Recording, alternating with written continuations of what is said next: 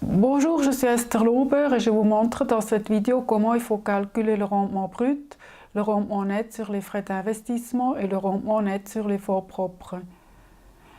Ensuite, je vous explique l'effet de levage, c'est-à-dire pourquoi vous obtenez un meilleur rendement sur les fonds propres si vous augmentez la dette hypothécaire, et je vous montre également les dangers de cette stratégie.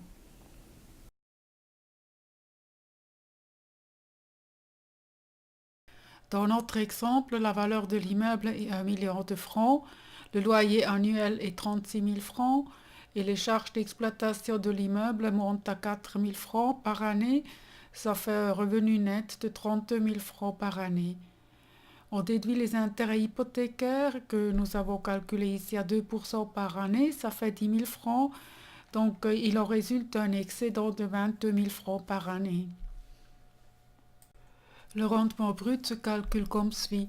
Le loyer annuel fois 100 divisé par la valeur de l'immeuble.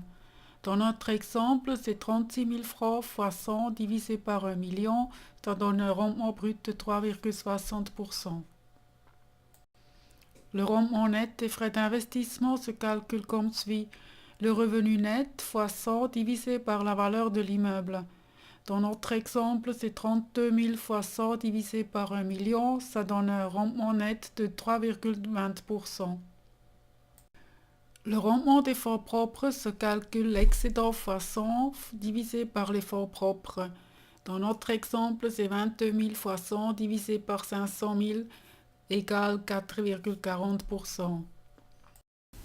Si vous désirez acheter un immeuble et comparer les rendements, il est important de calculer d'abord le rendement sur les frais d'investissement avant de comparer les rendements bruts de l'immeuble qui sont souvent annoncés par les vendeurs. Il ne suffit pas de faire des calculs de rendement, il faut aussi faire une étude approfondie du dossier de vente si vous désirez acheter un immeuble de rendement.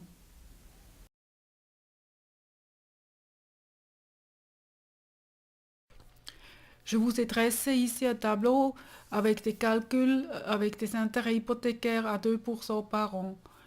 Comme vous pouvez constater sur le tableau, si vous avez 500 000 francs de fonds propres et 500 000 francs d'hypothèque, vous obtenez un rendement net sur les fonds propres de 4,4%.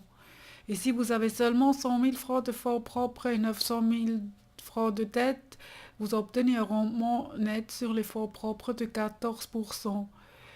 Comme vous pouvez constater, le moins de fonds propres et le plus de dettes, vous savez, le plus haut est le rendement sur les fonds propres. Et c'est ça l'effet du levage.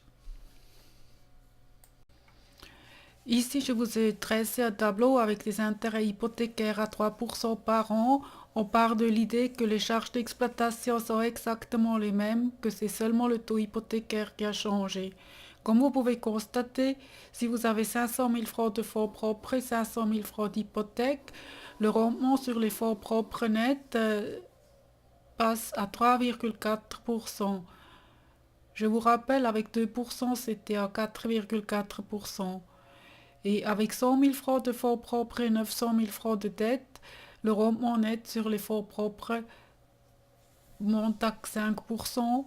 Et avec des taux hypothécaires de 2%, c'était à 14%. Vous voyez, c'est déjà une très grande différence. J'ai dressé le même tableau avec les intérêts hypothécaires de 4% par an. Donc, si vous avez 500 000 francs de fonds propres et 500 000 francs d'hypothèque, le rendement net sur les fonds propres descend à 2,40%.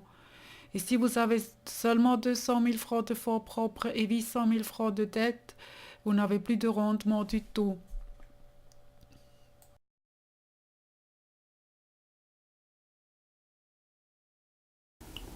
L'effet de levage est intéressant, mais il faut être prudent et au cas où les charges d'exploitation ou les taux hypothécaires augmentent, il faut essayer d'amortir rapidement une partie de la dette hypothécaire pour éviter que cette stratégie termine au cauchemar.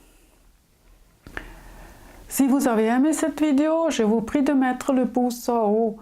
Si vous désirez voir immédiatement les nouvelles vidéos, vous pourrez abonner ma chaîne de YouTube. Je vous en remercie. À bientôt et au revoir.